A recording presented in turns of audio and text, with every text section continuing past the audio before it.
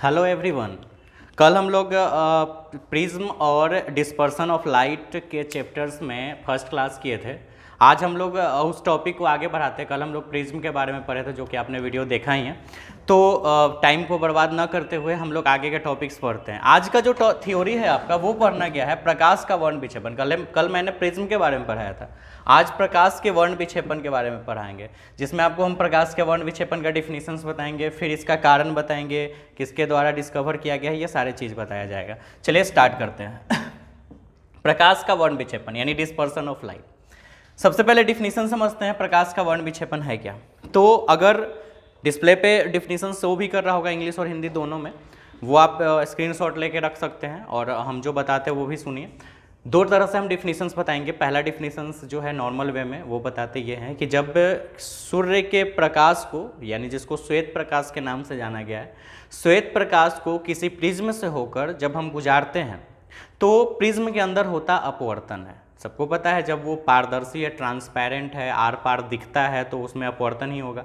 तो वापस फिर से कि जब हम श्वेत प्रकाश की किरण को किसी प्रिज्म से होकर गुजारते हैं तो प्रिज्म से बाहर निकलने वाली प्रकाश की किरण श्वेत प्रकाश न होकर वो 7 अलग अलग वर्ण दिखलाई पड़ती है। यानी कहने का मतलब ये है कि हम डालते श्वेत प्रकाश है, लेकिन प्रिज्म से बाहर निकलने वाली जो प्रकाश होती है वो 7 अलग अलग रंगों में मुझे दिखाई पड़ती है। और वो 7 अलग अलग रंग क्या है वो देखते हैं। इसका कारण क्या होता है आगे पढ़ते हैं। चलिए, हम आपके सामने एक फिगर बनाया है प्रिज्म का, जिसमें हमने लिखा है कि प्रिज्म का फ्रंट व्यू है। कल आपने देखा था वीडियो में कि प्रिज्म का फ्रंट व्यू क्या होता है। और फ्रंट व्यू के अनुसार अगर देखा जाए तो एक नॉर्मल सा ट्रायंगल लग रहा है, हालांकि पीछे बैक साइड में बहुत सारा इसका जो शेप बचा है वो होगा। तो हम सिर्फ फ्रंट व्यू देख रहे हैं तो सिर्फ मुझे ट्रायंगल टाइप का दिख रहा है। हम यहाँ से यहाँ पे वाइट लाइट या सनलाइट भी इसको बोल सकते हैं। तो वाइट लाइट यानी श्वेत प्रकाश की किरण को हम प्रिज्म से गुजारे। प्रिज्म से गुजारने के बाद अगर ये प्रिज्म नहीं होता तो लाइट ऐसे सीधे भाग जाता बिना डिफ्लेक्शन के। जब मीडियम चेंज ही नहीं होता तो लाइट तो अपने पाथ पे कोई चेंजिंग नहीं करता, लेकिन मीडियम चेंज हो रहा है, एक मीडियम से दूसरे मीडियम में जा रहा है, तो लाइट जो है वो देखो उधर न जाके इधर आया। और यहाँ के बाद आप देख रहे हो ये सिंगल लाइट न जाके अलग अलग 7 आपको लाइट दिखाई दे रहे होंगे। 7 लाइट में जा रहा है। वो 7 लाइट कौन कौन सा है वो अभी आपको बताते हैं, कारण भी समझाते हैं। तो वो 7 लाइट आपके क्या है, नीचे से स्टार्ट किया जाए तो याद करने का जो तरीका है वो आपका क्या है वो देखो। नीचे से भिबजियोर आपको याद रखना है। भिबजियोर हिंदी में भी बताया जाएगा, अभी आप इंग्लिश में याद रखो। भिबजियोर, नीचे से भिबजियोर याद रखो, जिसमें नीचे से अगर चला जाए तो वायलेट का मतलब होता है बैगनी। आई से इंडिगो का मतलब होता है जामुनी। बी से ब्लू का मतलब होता है नीला।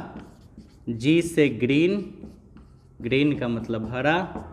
वाई से येलो मतलब पीला। ओ से ऑरेंज, सबको पता है नारंगी संतरे का कलर। और आर से रेड यानी लाल, सबको पता है ये सब बात। तो ये अपने पास इतने कलर हैं। श्वेत प्रकाश को गुजारा और ये अलग अलग 7 रंगों में डिफ्लेक्ट हुए, जिसमें आपको याद रखना है नीचे से भिबजियोर। ये वाला खैर हम लिख नहीं सकते यहाँ पे छोटा छोटा VIB, तो इसलिए बड़ा लिख देते हैं भिबजियोर। आप ये समझ लेना कि सबसे नीचे वाला वायलेट है, उसके ऊपर वाला इंडिगो, फिर ब्लू, फिर ग्रीन, ऐसे छोटा लिखते फिर आपको दिखने में प्रॉब्लम होता है, इसलिए हम इतना बड़ा स्पेस में ले लिए। तो भिबजियोर। अच्छा, हिंदी में अगर याद किया जाए तो याद किया जा सकता है बैजानी, ला, ठीक है, बैजानी। तो बैगनी, जामुनी, नीला, हरा, पीला, नारंगी, लाल, देखो सेम है। तो अब भिबजियोर याद करो या बैजानी पीनाला याद करो, दोनों से सेम रिजल्ट आता है। तो प्रकाश का वर्ण विक्षेपण तो आप समझ गए कि अगर हम श्वेत प्रकाश को प्रिज्म से होकर गुजारते हैं तो प्रिज्म से बाहर निकलने वाली प्रकाश श्वेत प्रकाश न होकर 7 अलग अलग वर्ण में दिखाई पड़ती है। इस घटना को प्रकाश का वर्ण विक्षेपण कहते हैं। इंग्लिश वाला भी डिफिनीशन आपके सामने शो कर रहा होगा, हिंदी वाला शो कर रहा होगा, वहां से आप देख लीजिए। दूसरा एक और चीज क्या है, कि प्रकाश का वर्ण विक्षेपण हम समझ गए। प्रकाश के वर्ण विक्षेपण में जब हमको 7 रंग मिलते हैं तो 7 वर्ण का एक समूह बनता है। कभी भी एक से ज़्यादा ऑब्जेक्ट अगर आपस में मिलते हैं तो एक ग्रुप बनता है। आपको पता है 2 या 2 से ज़्यादा अगर ऑब्जेक्ट मिले तो 7 वर्ण है, तो ये भी एक ग्रुप बना रहे हैं। और उस ग्रुप का जो 7 रंगों का जो ग्रुप है उसको वर्णपट, हिंदी में वर्णपट कहा जाता है, ठीक है, या बहुत लोग इसको स्पेक्ट्रम भी बोलते हैं, लेकिन एक्चुअल में स्पेक्ट्रम इंग्लिश नेम है, ठीक है। तो स्पेक्ट्रम, वर्णपट या स्पेक्ट्रम कहते हैं। किसको वर्णपट और स्पेक्ट्रम बोलते हैं? 7 रंगों का जो समूह होता है, 7 रंगों का जो समूह हुआ वो निकल के बाहर जो गया उसको वर्णपट या स्पेक्ट्रम कहते हैं। समझ गए ये बात? अब आगे चलते हैं। हाँ, एक चीज तो हम बताना भूल ही गए कि प्रकाश के वर्ण विक्षेपण का खोज कब और किसने किया। तो प्रकाश के वर्ण विक्षेपण का खोज 1666 में सर आइजैक न्यूटन के द्वारा किया गया। वैज्ञानिक जो महान फिजिस्ट है, बहुत बड़े साइंटिस्ट हुए, तो सर आइजैक न्यूटन जिनका नाम है, आप नाम सुने हो, बहुत सारे ग्रेविटेशनल फोर्स, गुरुत्वाकर्षण बल का खोज करके दिए, तो काफ़ी बड़ा चीज़ है। और भी बहुत सारे थ्योरी को इन्होंने खोजा है। तो 1666 में सर आइजैक न्यूटन ने ही प्रकाश के वर्ण विक्षेपण का खोज किया था, जिसमें उन्होंने पाया कि प्रिज्म से श्वेत प्रकाश को अगर पार करवाए तो वो 7 अलग अलग रंगों में विभक्त हो जाता है। और फाइनली कंक्लूजन निकाले, उन्होंने निष्कर्ष निकाला कि अगर ये 7 अलग अलग रंगों में विभक्त हो जा रहा है तो इसका क्या कारण हो सकता है। तो कारण उन्होंने ये सोचा कि इसका मतलब पक्का ये है कि श्वेत प्रकाश 7 रंगों का मिश्रण है। 7 रंग उसके पास पहले से अवेलेबल है और वो 7 रंग ही मिलके श्वेत प्रकाश बने हैं, तब जाके ये प्रकाश ये अलग अलग डिफ्लेक्शन हो जा रहा है, अलग अलग भागों में बढ़ जा रहा है। लेकिन वो किस तरह से और कैसे हो रहा है उसको थ्योरेटिकल फिर आगे डेरिवेशंस के थ्रू बताया गया। यहाँ तक आप लोग समझ चुके हो प्रकाश का वर्ण विक्षेपण। अब हम लोग आगे ये देखते हैं कि प्रकाश के वर्ण विक्षेपण में ये प्रकाश 7 अलग अलग रंगों में क्यों बढ़ता है। एक बात तो पक्का है कि ये 7 रंगों का मिश्रण है व्हाइट लाइट, लेकिन आखिर प्रिज्म में जाने के बाद ऐसा क्या हो जा रहा है कि ये ऐसे इस रूप में बढ़ जा रहा है। तो इस सब के थ्योरी को हम लोग वहाँ पे अगले वाले बोर्ड्स में क्लियर करते हैं, ठीक है। चलो देखते हैं क्या क्या कैसे कैसे। चलो देखो, टॉपिक का जो नाम है वो है पतले प्रिज्म। पतले प्रिज्म से प्रकाश की किरण का विचलन, ये आपका टॉपिक का नाम है। यानी कहने का मतलब ये है कि इंग्लिश में अगर बोला जाए तो deviation of a ray of light, ठीक है, थ्रू अ थिन प्रिज्म। एक पतले प्रिज्म से प्रकाश का किस तरह से विचलन होता है, ये थ्योरी यहाँ पे लाना है। और इसी के बेस पे आप समझ पाओगे कि कैसे वो प्रकाश 7 अलग अलग रंगों में विभक्त हो जाता है। तो चलो आगे देखते हैं। कल का क्लास अगर आपने किया है तो आपको इजी वे में ये समझ आएगा। हम जानते हैं कि we know that sine a plus delta by 2 upon sine a/2 equal to mu. ये आपने कल ही पढ़ा था, ठीक है। कैसे कैसे आया था ये रिजल्ट आपको पता है। अच्छा, यदि if a plus delta by 2 और a/2 बहुत छोटा कोण हो, कहने का मतलब यह है कि if a plus delta by 2 and a/2 is a very small angle, तो हम sine a plus delta by 2 को लगभग a प्लस डेल्टा बाई 2 और साइन a/2 को लगभग a/2 लिख सकते हैं, ठीक है। क्यों लिख सकते हैं पहले मैंने भी बताया था। चलो देख लो वापस, मैंने बताया साइन 0 का वैल्यू 0, साइन 30 का वैल्यू 1/2, साइन 45 का वैल्यू 1/√2, साइन 60 का वैल्यू √3/2, साइन 90 का वैल्यू 1।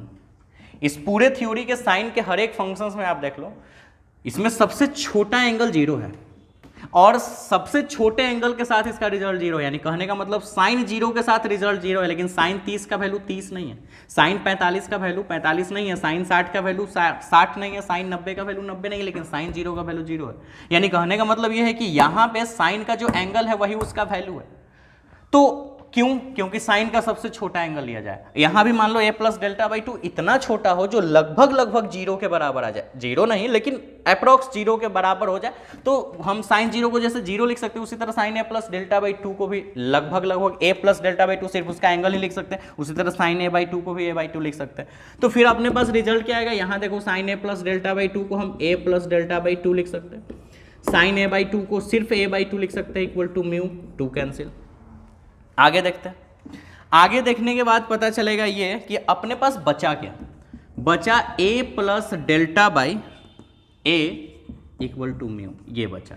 बाई क्रॉस मल्टीप्लीकेशन कर दिया जाए तो a plus delta equal to mu है, ठीक है। और आगे देखा जाए तो delta equal to mu a minus a, मैंने इधर वाले को उधर ले जाकर सब्ट्रैक्ट कर लिया। एक और चीज़ हो सकता है, यहाँ से कुछ कॉमन हो सकता है, a कॉमन हो सकता है, रिजल्ट बचेगा म्यू माइनस 1 इंटू a। और यही तो मुझे लाना था और इसी के बेस पर तो मुझे समझना है सारे थ्योरी को।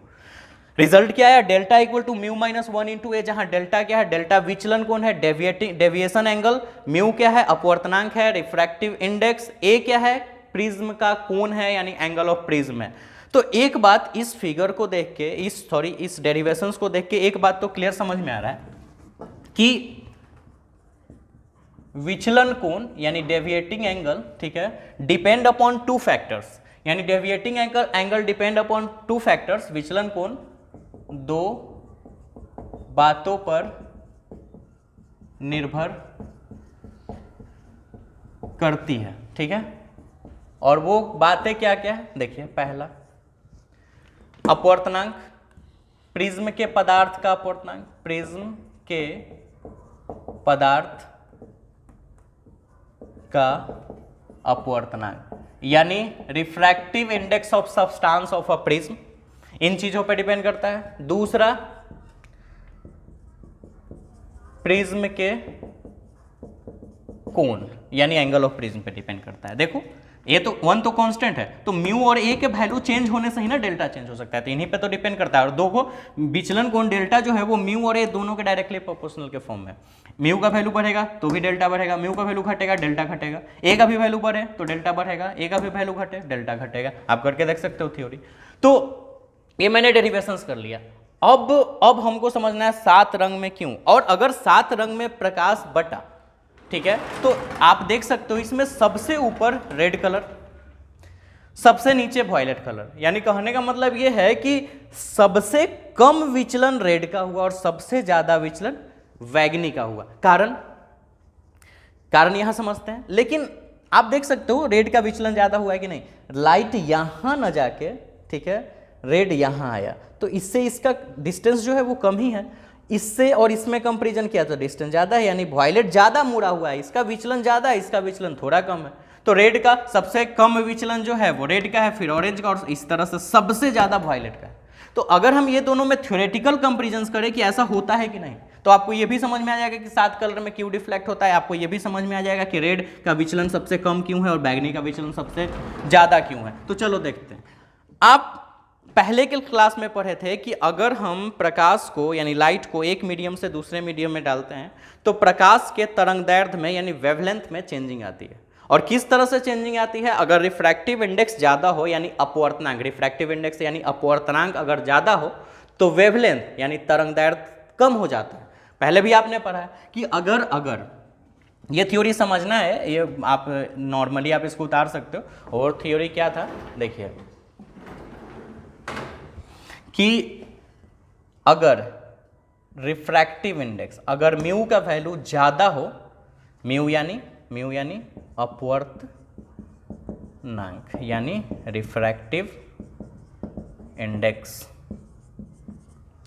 तो लेम्डा का वैल्यू घट जाएगा। ऊपर मतलब बढ़ना समझना, नीचे मतलब घटना समझना। तरंगदैर्ध्य यानी वेवलेंथ, ठीक है। अच्छा, और अगर म्यू का वैल्यू घट जाए तो लेमडा बढ़ जाएगा सीधा ऊपर, जो ये अगर इबर से घटना बढ़ने से ही घट रहा है तो ये घटने से बढ़ जाएगा। समझ रहे हो ये बात? अच्छा, इस थ्योरी के अकॉर्डिंग आप क्या समझ रहे हो कि अगर डेल्टा, डेल्टा यानी विचलन कोण, विचलन कोण, विचलन कोण यानी डेविएटिंग एंगल, अगर डेल्टा का वैल्यू बढ़ है तो म्यू का भी वैल्यू बढ़ेगा। सिंपल सा बात है, यहां देख के समझ में आ रहा है, इसका वैल्यू बढ़ेगा, इसका वैल्यू बढ़ेगा। अच्छा, क्यों? अगर वैल्यू जैसे म्यू का वैल्यू 5 रखे तो डेल्टा का वैल्यू 4a आ जाएगा, लेकिन अगर इसका वैल्यू 6 रख दे तो रिजल्ट 5a आ जाएगा। यानी आप देख रहे हो वैल्यू बढ़ने से बढ़ रहा है। अब देखो ये दोनों को कंपेरिजन करो। अब हम 2 लाइट लेते हैं आपके पास, एक लेते हैं रेड कलर, ठीक है, और एक लेते हैं रेड और एक लेते हैं वायलेट। रेड और वायलेट, रेड और वायलेट में कंपेरिजन करते हैं। सबसे पहले वेवलेंथ पता करते हैं, वेवलेंथ को लेमडा से इंडिकेट करते हैं। रेड है तो आर लगा देते हैं और वायलेट है तो भी लगा देते हैं। तो रेड और वायलेट के वेवलेंथ को अगर देखा जाए, यानी तरंगदैर्घ्य को देखा जाए, तो रेड का वेवलेंथ ज़्यादा है। पता ही आपको कि रेड कलर का यूज डेंजर जगहों पे होता है, मतलब जो मतलब कहने का मतलब यह है कि खतरनाक चीज़ है कहीं पे, तो उस चीज़ को इंडिकेट करने के लिए रेड से सिंबल दिया जाता है, क्योंकि रेड का तरंगदैर्घ्य इतना ज़्यादा होता है, काफ़ी डिस्टेंस ही हमको दिखाई दे देता है। तो समझ में आ रहा है कि रेड और वायलेट में रेड का वेवलेंथ जो होता है वो वायलेट के वेवलेंथ से ज़्यादा होता है, ठीक है। अच्छा, हमने क्या बताया कि अगर अपवर्तनांक यानी म्यू ज़्यादा हो तो लेमडा कम हो जाएगा, तो अगर लेमडा भी ज़्यादा हो तो म्यू कम हो जाएगा। तो अब बताओ कि लेमडा इसका ज़्यादा है कि इसका ज़्यादा है? रेड का ज़्यादा है, तो म्यू जो है, म्यू रेड का और म्यू वायलेट का म्यू ज़्यादा हो जाएगा। कारण क्या बताया गया कि ये दोनों इन्वर्सली, म्यू बढ़ेगा लेमडा घटेगा, तो म्यू घटेगा तो लेमडा बढ़ेगा, अगर ये बढ़ेगा तो ये घटेगा, दोनों उल्टा होता है। तो अगर रेड का लेमडा ज़्यादा है तो रेड का म्यू घट जाएगा, यानी इसका छोटा हो जाएगा, और अगर लेमडा वायलेट का कम है तो इसका म्यू बढ़ जाएगा। अब आगे चलते हैं, फिर क्या बताया कि अगर म्यू बढ़ेगा डेल्टा बढ़ जाएगा, म्यू घटेगा डेल्टा घट जाएगा। तो म्यू किसका बढ़ा? म्यू वायलेट का बढ़ा कि म्यू रेड का बढ़ा? देखने में समझ में आ रहा है कि म्यू किसका बढ़ा? म्यू बढ़ा वायलेट का। अच्छा, जब म्यू वायलेट का बढ़ा तो डिफ्लेक्शंस कितना ज़्यादा होगा?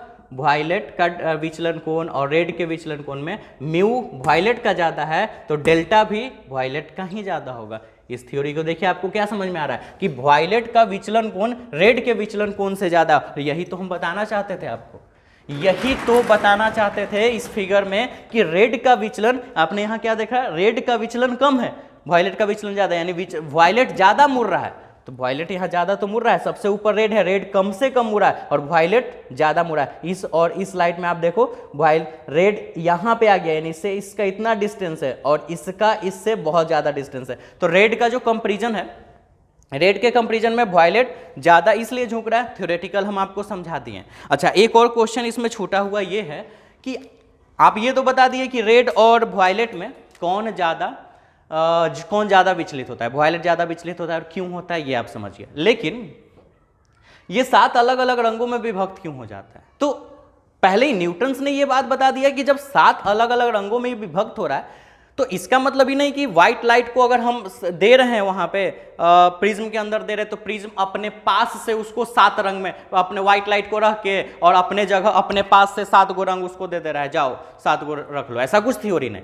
ऐसा नहीं है कि आप हमको 100 रुपया दे रहे हो, आप हमको 100 रुपया दे रहे हो तो वो 100 रुपया हम रख के आपको 1 लाख रुपया दे रहे हैं। ऐसा थोड़े हो सकता है। आप हमको 100 रुपया दे रहे हो तो हम हो सकता है उस 100 रुपया को आपको 7 भाग में करके दे दें, उसी 100 को दे देंगे, हम अपने पास से लगा के नहीं देंगे। यही बात यहाँ पे, प्रिज्म को अगर आप व्हाइट लाइट दे रहे हो तो व्हाइट लाइट के अंदर जो चीज है वो उसी को तोड़ मरोड़ के आपको वापस कर दे रहा है अलग अलग भागों में। जैसे 100 रुपया को 5 भाग में कर दे, 7 भाग में करके दे, जैसे करे उसी तरह व्हाइट को भी अपने जगह से थोड़े हम आपको 200 दे देंगे, 1 लाख दे देंगे, जैसे वैसे ही हो जा रहा है। तो यही बात यहाँ पे था कि कहीं ना कहीं व्हाइट लाइट तो 7 रंगों का मिश्रण है, लेकिन ये 7 रंग डिफ्लेक्ट होने का कारण क्या था? तो देखा गया कि 7 जो अलग अलग रंग होते हैं उसमें हर एक का तरंगदैर्घ्य अलग अलग होता है। सबसे ज्यादा तरंगदैर्घ्य रेड का होता है, फिर उससे कम ऑरेंज का, फिर उससे कम येलो का, फिर उससे कम ग्रीन, फिर ब्लू, फिर इंडिगो, सबसे कम वायलेट का। तो अभी आपने बताया, हमने क्या बोला कि जिसका वेवलेंथ ज्यादा है, रेड का वेवलेंथ ज्यादा था, वायलेट का वेवलेंथ कम रहा, तो रेड का अगर वेवलेंथ ज्यादा है इसका विचलन कम होगा। वेवलेंथ यानी तरंगदैर्घ्य ज्यादा, विचलन कम। तरंग दैर्ध्य कम, विचलन ज्यादा, ये दोनों में कंपैरिजन करो तो रेड और ऑरेंज इसी का तरंग दैर्ध्य ज्यादा है तो इसका विचलन कम होगा, इसका विचलन ज्यादा होगा तो ये ऊपर रह जाएगा, ये नीचे रहेगा। फिर ये दोनों में कंपैरिजन करो तो इसका तरंग दैर्ध्य ज्यादा इसके अनुसार और इसका कम तो ये ऊपर रह जाएगा, ये नीचे रह जाएगा। यानी हर एक कलर जो आपको अरेंज किया गया है असेंडिंग या डिसेंडिंग ऑर्डर में वेवलेंथ के क्रम में, वेवलेंथ के आधार पे इसको अरेंज किया गया और जिसका वेवलेंथ ज्यादा है उसका विचलन कम हो रहा है, यानी तरंग दैर्ध्य ज्यादा विचलन कम, तरंग दैर्ध्य कम विचलन ज्यादा, जिसके कारण से जब प्रकाश इसमें एंट्री किया गया, जब इंटर करके प्रिज्म में घुसा तो व्हाइट लाइट जो 7 रंगों का मिश्रण था तो उसमें हर एक लाइट के लिए जितने भी उसके एलिमेंट्स थे, जितने भी उसके अव्ययित रंग थे, वो सारे रंगों का तरंग दैर्ध्य अलग अलग होने के कारण उनका विचलन भी अलग अलग तरीके से हुआ। और जब प्रकाश इसमें एंट्री किया, पहले तो वो जा रहा था आराम से, कोई दिक्कत नहीं है। मान के चलो कि एक सपोज यहां से ऐसे गया, कुछ नहीं मिलता, सीधे चला जाता, लेकिन प्रिज्म आया, प्रिज्म जब इसमें घुसा, ये 7 रंगों का मिश्रण था, जैसे ही इसमें घुसा तो जितने भी इसके रंग जिस रंग से मिलके व्हाइट लाइट बना था वो सारे रंग के लिए इस मीडियम में वेवलेंथ अलग अलग होने के कारण उनका रिफ्रैक्टिव इंडेक्स अलग हुआ, जिसके कारण उसके विचलन कोण यानी डेविएटिंग एंगल में चेंजिंग आया। तो विचलन कोण के कारण वो अलग अलग डायरेक्शन में अपना कोण देने लगे, कोई यहीं पे रह गया, कोई यहाँ पे चला गया, कोई और नीचे चला, कोई और नीचे चला, कोई और नीचे चला, और इस तरह से हमको 7 गो पट्टी मिल गया। तो मेन कारण है, आपसे कोई भी पूछे कि प्रकाश अगर 7 रंगों में बट रहा है, श्वेत नॉट कोई भी प्रकाश, ऐसा नहीं कि कोई भी प्रकाश 7 रंगों में बट जाएगा, श्वेत प्रकाश 7 रंगों में बटता है। और ये किसके कारण से, तो प्रकाश का जितना भी वर्ण होता है उसका तरंग दैर्ध्य अलग अलग होता है, तरंग दैर्ध्य यानी वेवलेंथ अलग अलग होता है। और वेवलेंथ अलग अलग होने से क्या होता है कि अगर वेवलेंथ अलग हो तो प्रिज्म में हर एक रंग के लिए अपवर्तनांक यानी रिफ्रैक्टिव इंडेक्स का मान अलग अलग हो जाता है। वेवलेंथ यानी तरंग दैर्ध्य के अलग अलग होने के कारण रिफ्रैक्टिव इंडेक्स यानी अपवर्तनांक का मान भी अलग अलग हो जाता है। और अपवर्तनांक के मान अलग अलग होने से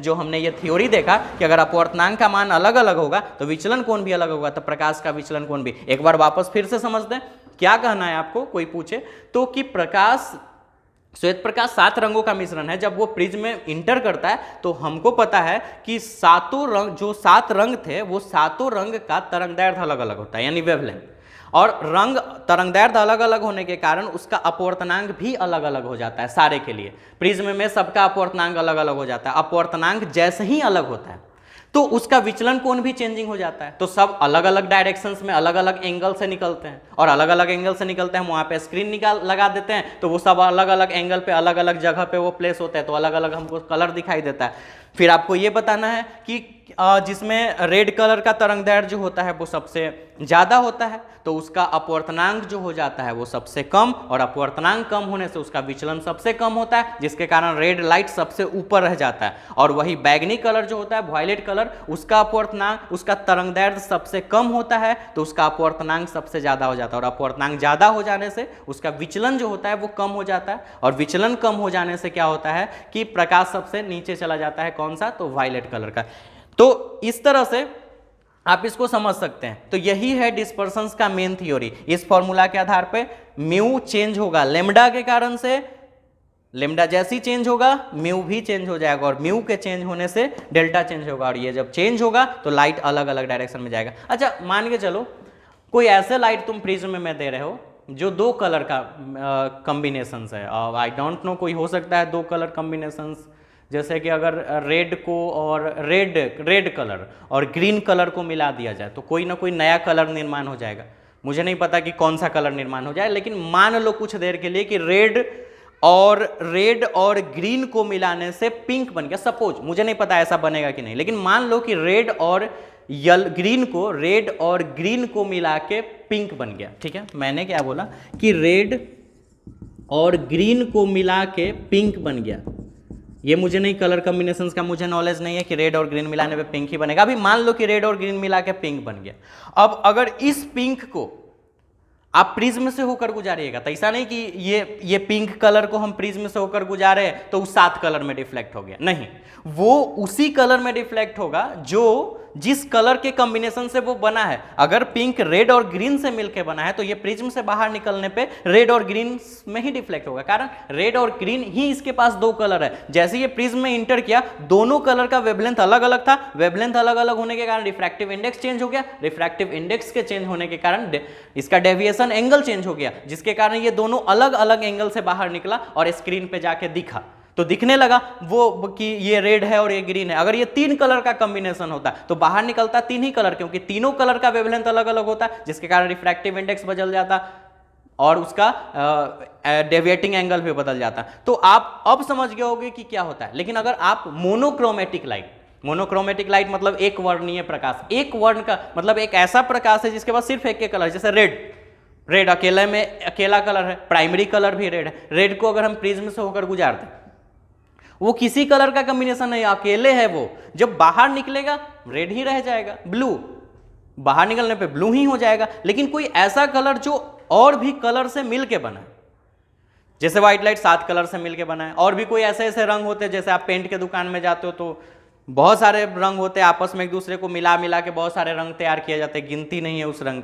तो अगर वो रंग जो जिस कलर को आप जिस प्रकाश को लेके आ रहे हो, जिस लाइट को ले आ रहे हो, वो लाइट किस किस कलर के कॉम्बिनेशन से बना है, उस पे डिपेंड करता है कि वो कितने भागों में बटेगा। जब प्रिज्म से गुजारिएगा वो दो कलर के कॉम्बिनेशन से बना है तो वो 2 ही लाइट देगा, 3 कलर के कॉम्बिनेशन से बना है 3 ही लाइट बाहर निकलेगा, 4 कलर के कॉम्बिनेशन से 4 ही लाइट, 7 है तो 7 बाहर निकलेगा, कारण सबका वेवलेंथ अलग अलग होता है, यानी तरंगदैर्घ्य अलग अलग होता है। किन चीजों में? तो प्रिज्म में, और जिसके कारण से उसका अपवर्तनांक बदलता है, यानी रिफ्रैक्टिव इंडेक्स, जिसके कारण विचलन कोण भी बदलता है, और हर एक प्रकाश अलग अलग कोण से पर्दे पर गिरता है, जिसके कारण से अलग अलग हमको एक कलर का धब्बा दिखाई देता है और हमको 7 कलर दिखाई देता है, या 6 कलर जो दिखाई देना होता है देता है। तो ये है प्रकाश का वर्ण विचलन। ठीक है,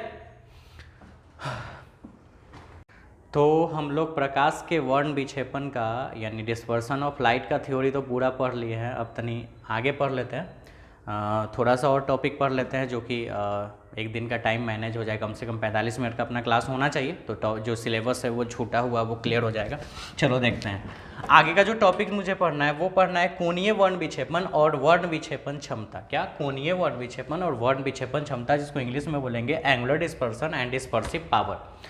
एंगुलर डिस्पर्सन और डिस्पर्सिव पावर क्या है, ध्यान से समझते हैं। सबसे पहले एंगुलर डिस्पर्सन समझ लेते हैं, यानी कि टॉपिक का जो नाम है वो है कोणीय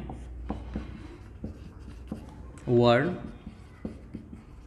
विक्षेपण। कोणीय वर्ण विक्षेपण, एंगुलर डिस्पर्सन। बड़ा अजीब लग रहा होगा ना, तुम लोग सामने रह के नहीं पढ़ रहे हो, हम गुस्सा भी नहीं हो पा रहे तुम लोग पे, मन कर रहा तो सबको बना बना के मारे, लेकिन बड़ा किस्मत वाला कोरोना तो सबको बचैले रहता है यहाँ पे, पढ़ाते पीटते पूरा। खैर किस्मत तुम लोग का बहुत अच्छा मिलते हैं जल्दी ही, कोरोना वायरस को ख़त्म होने दो, उसके बाद तो फिर बना बना के मारेंगे। जितना टॉपिक पढ़ा रहे वो सब कंप्लीट होना चाहिए, छुट्टी में जितना भी है। तो मिस भी कर रहे हैं तुम लोग को, कोई डांट, किसी को हमेशा डांटते रहते थे चुप रहो शांत रहो, शांति शांति अच्छा ही नहीं लग रहा है। तुम सब हल्ला करता था, इधर से डांटते थे इधर से डांटते थे, बहुत मिस कर रहे हैं ये सब चीज़ को। खैर तुम लोग भी मिस कर रहे होगे मेरे डांट को। तो जल्दी ही मिलेंगे हम लोग, फिलहाल यहाँ पे जो ऑनलाइन वीडियो है हम लोग करते हैं। तो कोणीय वर्ण विक्षेपण, एंगुलर डिस्पर्सन। क्या है एंगुलर डिस्पर्सन ये समझते हैं। आपने देखा गया कि जब प्रकाश को श्वेत प्रकाश को प्रिज्म से गुजारे 7 रंग में बटा, 7 रंग में बटने के बाद आप कोई भी 2 कलर उठा लो, कोई भी 2 रंग, कोई भी 2 वर्ण आपको उठा लेना है, और उन 2 वर्णों, जब 2 वर्ण आप अलग अलग उठाए हो तो पक्का दोनों अलग अलग एंगल पे स्क्रीन पे जाके गिरे होंगे।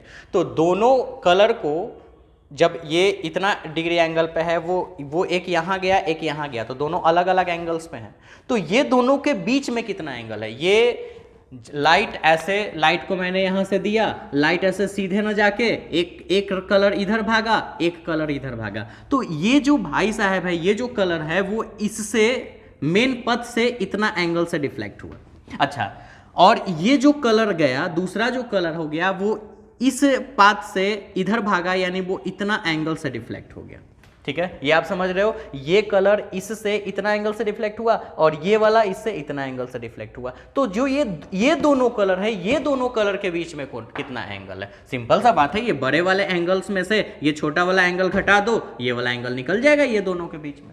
इसमें से, इस पूरे में से अगर ये सब्ट्रैक्ट करोगे तो ये रिजल्ट आ जाएगा। यही तो मुझे करना है, यही तो कोणीय वर्ण विक्षेपण है। कोणीय वर्ण विक्षेपण का मतलब प्रकाश के वर्ण विक्षेपण की घटना में, प्रकाश के वर्ण विक्षेपण की घटना में जो सातों रंग होते हैं, सातों वर्ण होते हैं, उन सातों वर्णों में से कोई दो कलर को चूज कर लो और दोनों कलर के बीच का जो एंगल होता है वही एंगल, यानी जो कोण होता है वही कोण कोणीय वर्ण विक्षेपण यानी एंगुलर डिस्पर्सन करना है। बहुत सिंपल सा था, कोई भी कलर ले लो, रेड ले लो, वायलेट ले लो, रेड और वायलेट के बीच का एंगल जितना है वो उसके लिए एंगुलर डिस्पर्सन हो गया। रेड ले लो, ब्लू ले लो, रेड और ब्लू के बीच में जो है वो उसके लिए एंगल जो है वो एंगुलर डिस्पर्सन हो गया। कोई भी दो कलर उठा लो, जो मर्जी 100 दो कलर उठा लो उसमें से, और वो दोनों के बीच का जो एंगल बनेगा वो एंगल कोणीय वर्ण विक्षेपण है। डिफिनेशन आपके स्क्रीन पे शो कर रहा है, इंग्लिश हिंदी जो भी है वो यहाँ पे लिखा हुआ है, आप यहाँ पे इसको देख के आप अपने कॉपी पे मेंशंस कर सकते हो, फिगर यहाँ से ड्रॉ कर सकते हो, डेरिवेशंस भी यहीं से ड्रॉ करना, सिर्फ डिफिनेशंस को डिस्प्ले से लेना। तो कोणीय वर्ण विक्षेपण वापस फिर से, जब प्रकाश की किरण को, श्वेत प्रकाश की किरण को प्रिज्म से होकर गुजारते हैं, प्रकाश के वर्ण विक्षेपण की घटना के कारण 7 अलग अलग वर्णों में यह विभक्त होता है। उसमें से कोई किन्हीं भी दो रंगों, किन्हीं भी दो वर्णों के बीच का जो कोण होता है, इट इज कॉल्ड कोणीय एंगुलर डिस्पर्सन, इसको कोणीय वर्ण विक्षेपण कहा जाता है। अच्छा, कोणीय वर्ण विक्षेपण को थीटा से इंडिकेट करा जाता है और उसको हम फिगर पे समझाते हैं। जैसे ये आपका प्रिज्म हो गया, ये आपका व्हाइट लाइट, ठीक है, हम यहाँ लिख देते हैं ये आपका व्हाइट लाइट है। अब हम हिंदी यहाँ पे नहीं लिखेंगे, जगह कम है, व्हाइट लाइट, और इसको मान लेते हैं हम रेड और इसको मान लेते हैं वायलेट। रेड का सबसे कम डेविएशन होता है। कोई भी दो कलर लेना था, हम दो ले लिए, एक सबसे ऊपर वाला एक सबसे नीचे वाला, ये मेरे लिए आसान लगा, आप जो मर्जी से ले लो। तो इस कलर से इसका एंगल ये है और ये, इसको डेविएशन एंगल बोलते हैं ना, इधर ना जाके इधर विचलन कोण रेड लगा देते हैं, ठीक है। और इसके लिए वायलेट के लिए ये वाला है, ठीक है, जिसको हम डेल्टा भी बोल सकते हैं। अच्छा, जब लाइट यहाँ से आया और सीधे न जाके लाइट इधर भागा और दूसरा इधर भागा, और भी बीच में बाकी हो गए कलर, लेकिन हम कोई दो ले रहे हैं क्योंकि मुझे दो ही से इसका डिफिनीशन देना है, तो हम दो ही कलर ले लिए। 7 को लेने का जरूरत क्या है, फिगर लेंदी हो जाएगा, समझ में नहीं आएगा। तो ये एक रेड इधर गया, वायलेट इधर गया। अच्छा, ये रेड इधर गया, वायलेट इधर गया, तो ये दोनों के बीच एंगल क्या है? तो ये लाइट को अगर ऐसे सीधे टर्न किया जाए, जो ग्रीन कलर से किया हुआ ऐसे किया जाए, सीधे खींचा जाए, तो ये कहीं ना कहीं जाके मिलेंगे। यहाँ मिल गए, यहाँ पे जो एंगल बना इस एंगल को थीटा बोलेंगे, और इसी थीटा जो है वो कोणीय वर्ण विक्षेपण को इंडिकेट किया जाता है थीटा से। और देखो ये जो एंगल बना वो ये दोनों के बीच में बना, तो हम अगर इस पूरे में से इसको घटा दें, डेल्टा भी में से डेल्टा आर घटा दें, थीटा का वैल्यू निकल जाएगा। यानी कहने का मतलब ये है कि थीटा इक्वल टू डेल्टा भी माइनस डेल्टा आर, ठीक है। ये आपका रिजल्ट हो गया कोणीय वर्ण विक्षेपण का। इस थ्योरी को और आगे ले जाते हैं। आपने कुछ देर पहले delta equal to mu minus 1 into A define किया था और इसी के बेस पे तो आप प्रकाश का वर्ण विक्षेपण पढ़े थे। तो इसी के अनुसार डेल्टा का वैल्यू इतना, तो डेल्टा भी का वैल्यू कितना हो जाएगा, तो म्यू भी माइनस 1 इंटू ए, क्योंकि प्रिज्म का एंगल ए तो वो तो फिक्स रहेगा, रिफ्रैक्टिव इंडेक्स जो है वो फिक्स रहेगा, लेकिन रिफ्रैक्टिव इंडेक्स अलग अलग कलरों के लिए अलग अलग होता है, तो म्यू आर म्यू भी चेंज होते जाएगा। इसका खैर म्यू ले लेते हैं, चलो म्यू छोड़ ही देते हैं, म्यू आर म्यू भी समझ जाना। अच्छा, आगे चलते हैं। डेल्टा भी का ये है, तो डेल्टा आर का क्या हो जाएगा, mu R minus 1 into A, तो थोड़े चेंज करने वाला एंगल, और प्रिज्म तो वही रह जाएगा ना हमेशा, वो थोड़े लाइट के जाने से वो ऐसे फैलेगा, वो तो वही रह जाएगा, तो वो सेम रहेगा। फाइनली रिजल्ट क्या आया, so theta equal to delta भी के जगह पे लिख सकते हैं म्यू भी माइनस 1 इंटू ए, ठीक है। उसके बाद बीच में माइनस है तो minus delta R, delta R का वैल्यू लिख सकते हैं mu R minus 1 into A. Result क्या आएगा देखो, थीटा बराबर म्यू भी माइनस 1, ठीक है। कुछ तो कटना चाहिए, कटेगा ही अगर हम इसमें मल्टीप्लाई कर लेते हैं, ऐसा नहीं, चाहे ए कॉमन ले लेते हैं सीधा सा, सबसे अच्छा होगा। ए कॉमन ले लो तो बचेगा म्यू भी माइनस 1, इसमें बचेगा म्यू आर माइनस 1, आगे माइनस है, साइन को चेंज करेगा तो minus mu R plus 1 cancel, ठीक है। रिजल्ट क्या आया, थीटा बराबर, आगे पीछे कर लेते हैं, म्यू भी माइनस म्यू आर बचा, तो आगे इसको कर लिए और ए को पीछे कर लिए, ये अपना रिजल्ट आ गया। यानी कहने का मतलब ये है कि थीटा किसी भी दो कलर के बीच का एंगुलर डिस्पर्सन यानी कोणीय वर्ण विक्षेपण निकालने के लिए मुझे 2-3 चीज़ का रिक्वायरमेंट है, अगर ये मेरे पास है तो हम उसका वैल्यू निकाल सकते हैं। या तो दोनों कलर का एंगल ऑफ डेविएशन पता चल जाए, डेविएशन एंगल या एंगल ऑफ डेविएशन जो भी बोलो, जिसको विचलन कोण के नाम से जाना जाता है, पता हो वायलेट और रेड का तो निकाल सकते हैं। या दोनों का रिफ्रैक्टिव इंडेक्स और एंगल का और प्रिज्म का एंगल और दोनों का रिफ्रैक्टिव इंडेक्स पता हो, इस फॉर्मूला पे हम थीटा निकाल सकते हैं, यानी कोणीय वन विक्षेपण एंगुलर डिस्पर्सन। तो ये एंगुलर डिस्पर्सन का जो है वो फॉर्मूला आपका जनरेट हो गया। डिफिनीसन जो है वो अगेन आपके डिस्प्ले पर एक बार शो कर रहा है, आप इसको देख सकते हो। फिर डिफिनीशंस लिखने, टॉपिक का नाम लिखोगे, डिफिनीशंस लिखोगे, फिर ये फिगर ड्रॉ करके ये अपना डेरिवेशंस उतार लोगे। एक और टॉपिक बचा हुआ है अपने पास, कोणीय वर्ण विक्षेपण और वर्ण विक्षेपण क्षमता। तो कोणीय वर्ण विक्षेपण तो हो गया, वर्ण विक्षेपण क्षमता डिस्पर्सिव पावर क्या है उसको देखते हैं, चलते हैं आगे थ्योरी। अच्छा, तो अगला जो टॉपिक है उसका नाम है वर्ण विक्षेपण क्षमता, जिसको इंग्लिश में बोलेंगे डिस्पर्सिव पावर। अब डिस्पर्सिव पावर क्या है, तो वर्ण विक्षेपण डिफिनीशन आपके स्क्रीन पे शो कर रहा है। चलिए हम इसको समझा भी दें, लिख लेंगे तो समझ में ज़्यादा बेटर आ जाएगा। वर्ण विक्षेपण क्षमता इक्वल टू, ठीक है, कोणीय वर्ण विक्षेपण, कोणीय वर्ण विक्षेपण, ठीक है, अपॉन माध्यमान किरण का विचलन। ठीक है, थोड़ा इंग्लिश भी लिख ले। डिस्पर्सिव पावर, इंग्लिश वाला बच्चा इंग्लिश ही लिखेगा सिर्फ। Dispersive power equal to angular dispersion, ठीक है,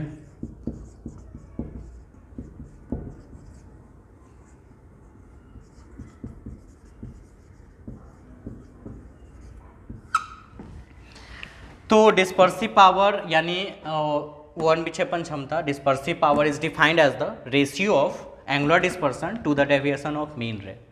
यानी दो कलर के अगर हमको डिस्पर्सिव पावर निकालना है, तो कोई दो कलर का जिसका हम डिस्पर्सिव पावर निकालना चाहते हैं, तो वो दोनों कलर के बीच में आप एंगुलर डिस्पर्सन निकालो, यानी कि कोणीय वर्ण विक्षेपण। ठीक है, कोणीय वर्ण विक्षेपण या एंगुलर डिस्पर्सन निकालो। जैसे पिछले वाले वो बोर्ड जो मैंने स्लाइड किया उस पर जो आपने थीटा का वैल्यू निकाला था, वो थीटा का वैल्यू निकालो आप किसी भी दो कलर के लिए, और उसको डिवाइड कर दो किससे, तो मीन रे के डेविएशन से। मीन रे का डेविएशन क्या है, जो सातों कलर है विबजियोर, उस सातों कलर में येलो कलर को मीन डेविएशन मीन रे माना जाता है। तो मीन रे का डेविएशन कितना हुआ है, यानी कहने का मतलब यह है कि डिस्पर्सिव पावर को ओमेगा से इंडिकेट करते हैं, ओमेगा।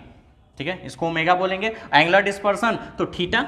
अब वो कोई भी कलर के बीच का एंगल हो सकता है थीटा, जिसका आपको निकालना है आप उसका थीटा निकाल लो, फॉर्मूला उससे पहले आपको बताया गया था। और डेविएशन ऑफ मीन रे यानी येलो, और डेविएशंस को डेल्टा से इंडिकेट करते हैं, और येलो कलर तो डेल्टा वाई, तो ये omega equal to theta upon delta Y, यही तो उसका फॉर्मूला है वर्ण विक्षेपण क्षमता का। इसको और भी डेराइव करते हैं, डिफिनीशन आपके सामने शो कर रहा है, लेकिन डिफिनीशंस में है क्या, वर्ण विक्षेपण क्षमता को कैसे डिफाइन करोगे, तो किन्हीं दो रंगों का कोणीय वर्ण विक्षेपण, क्या, तो किन्हीं दो रंगों का कोणीय वर्ण विक्षेपण तथा माध्यमान किरण के विचलन का अनुपात जो होता है वो वर्ण विक्षेपण क्षमता कहलाता है। और इंग्लिश में क्या बोलोगे, dispersive power is defined as angular dispersion of any two colours and deviation of mean ray. ठीक है, it is denoted by omega, यह ओमेगा से सूचित किया जाता है, यार omega equal to theta upon delta Y. अच्छा, अगर हम रेड और वायलेट का ही बात कर लेते हैं, तो आपने पिछले वाले में देखा था टॉपिक में, अभी तुरंत जो अभी बोर्ड स्लाइड किया गया थीटा का वैल्यू क्या निकाला गया, तो हम देख लेते हैं। थीटा का वैल्यू निकाला गया था mu V minus mu R into A, यही अपना रिजल्ट था, mu V minus mu R into A upon delta Y का वैल्यू क्या है, तो अब आपने पढ़ा तो delta equal to mu minus 1 into A, तो डेल्टा वाई का वैल्यू कितना हो जाएगा, mu Y minus 1 into A, बाकी सब चीज़ सेम रह जाएगा। तो डेल्टा वाई की जगह लिख सकते हैं म्यू वाई माइनस 1 इंटू ए से ए कैंसिल हो जाएगा, तो ओमेगा का रिजल्ट कितना बचेगा, तो mu V minus mu R बटा में म्यू वाई माइनस 1। ये आपका रिजल्ट आ गया। डेफिनेशंस आपको हम दिखाई दिए डिस्प्ले पे भी और समझा भी दिए। इस तरह से आपका आज का क्लास इतना ही खत्म करते हैं। ये सारे टॉपिक्स को अच्छे से कंप्लीट कीजिए और हम आपको बताएं हैं जो भी किसी भी तरह का आपको डाउट लगे मेरे व्हाट्सअप नंबर पे जरूर हमको मैसेज कीजिए या फ़ोन कीजिए, नंबर आपके सामने शो कर ही रहा है। तो किसी भी तरह का दिक्कत हो आप हमसे पूछें, हम उसका एक्सप्लेनेशंस करेंगे। कहीं भी आपको डाउट लगे, कुछ भी लगे, आप इसके बारे में आप हमसे पूछ सकते हैं, ठीक है। और यहाँ तक का जितना भी टॉपिक्स है आप उसको अच्छे से कंप्लीट कीजिए, ठीक है। Thank you.